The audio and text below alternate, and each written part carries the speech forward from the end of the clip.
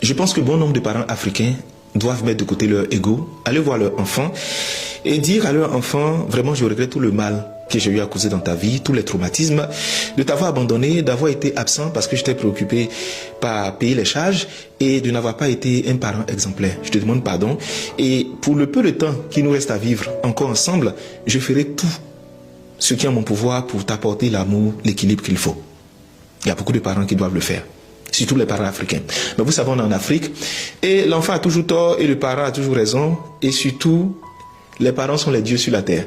Ce qui va se passer quand un enfant qui a vécu des traumatismes ou l'abandon ou l'absence d'amour venant de ses parents va s'éloigner d'eux, on va accuser cet enfant d'être un ingrat et on va le menacer de le maudire s'il ne s'occupe pas de ses parents.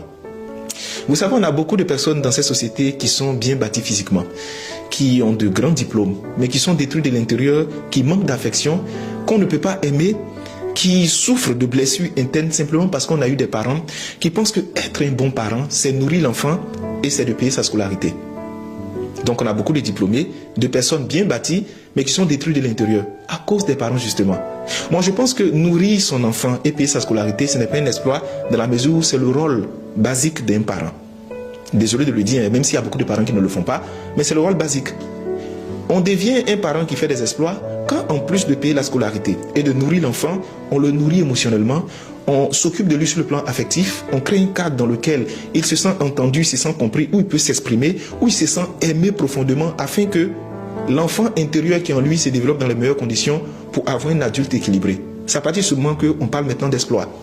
Combien de parents qui rentrent à la maison, ce qui les intéresse, est-ce que l'enfant est vivant? Tu as mangé? Est-ce que tu as étudié? Oui, mais il y a des besoins qui dépassent ça. Est-ce que dans sa tête ça va? Est-ce qu'émotionnellement ça va? Est-ce qu'il se sent aimé, il se sent compris? Et l'affection et l'attachement dont il a besoin, aujourd'hui, est-ce qu'il en bénéficie? Voici la vraie question. Et on a beaucoup d'enfants aujourd'hui qui en veulent à leurs parents ou bien qui souffrent, mais qui ne comprennent pas d'où vient la source. La source vient souvent de l'éducation. La source vient de l'endroit où on a grandi. Mais vous savez, on est en Afrique et c'est comme ça se passe. Je donne énormément de séances au niveau du cabinet Juste Crépin Consulting que je gère et on a énormément de personnes qui sont détruites à l'intérieur à cause du traitement que les parents leur ont réservé. On travaille sur des blessures internes, on fait des formations en interne, on fait des suivis, des gens qui sont traumatisés, qui ont des problèmes dans leur couple, qui ont des problèmes d'estime de soi, de confiance en soi, qui ont des problèmes de confiance parce que quand ils étaient petits, ils ont subi des atrocités. Mais en fait, on doit dire que nos parents se sont sacrifiés pour nous parce qu'ils nous ont donné à manger, nous ont mis à l'école.